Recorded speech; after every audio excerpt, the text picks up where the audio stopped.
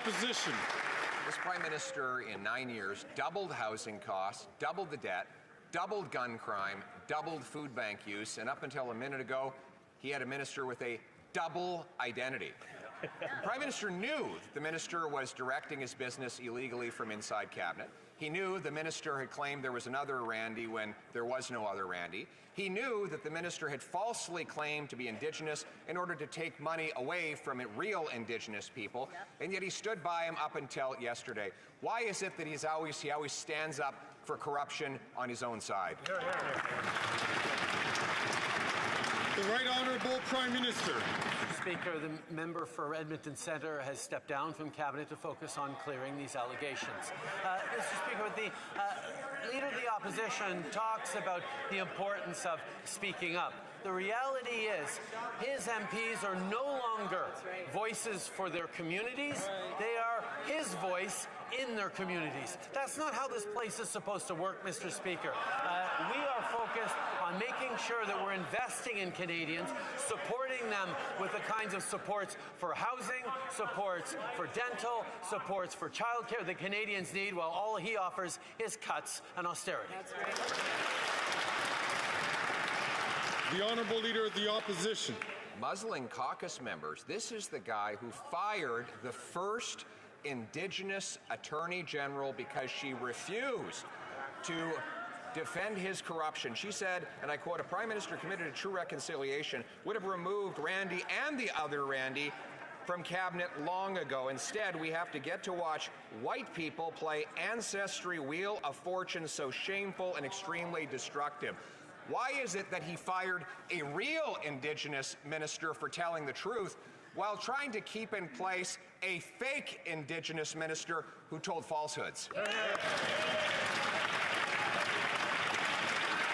Right Honourable Prime Minister. Mr. Speaker, telling the truth would be MPs continuing to stand up to advocate for their communities. But the Leader of the Opposition has asked them not to be their communities' voices here in Ottawa, but instead be his voice in their communities.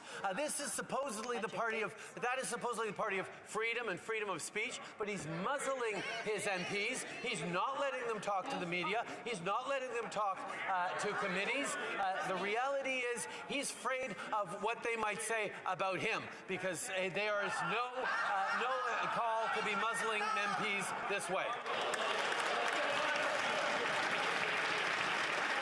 The Honourable Leader of the Opposition. Mr. Speaker, this from a Prime Minister who has 20 caucus members that have signed a letter that they're ready to fire him.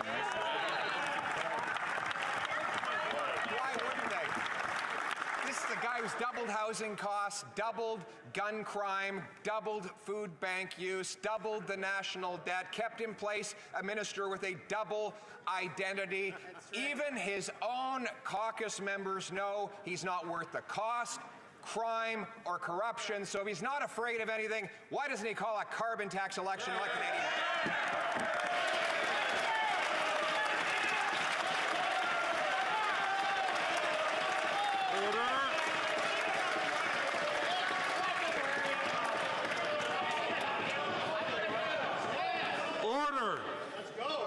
The Right Honourable Prime Minister.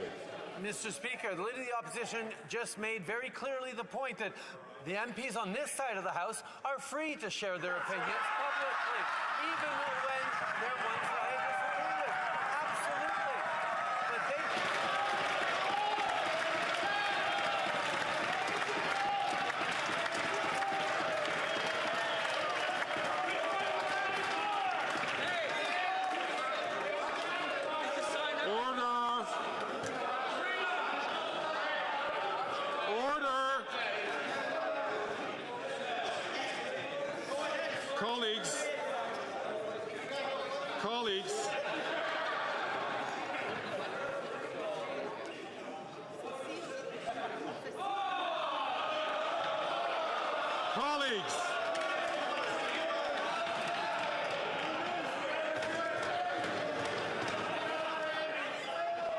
Colleagues, the more time that we spend here in the chair interrupting the process so that we get order in the House, the fewer questions we will be able to have and fewer answers we'll be able to have in question period. So please control yourselves today. The Right Honourable Prime Minister from the top. Mr. Speaker, in the minds of Conservatives, we just saw a big gotcha moment where I admitted that Liberal MPs are free to speak their minds and voice their opinions even when we have disagreements. That was astonishing to the members of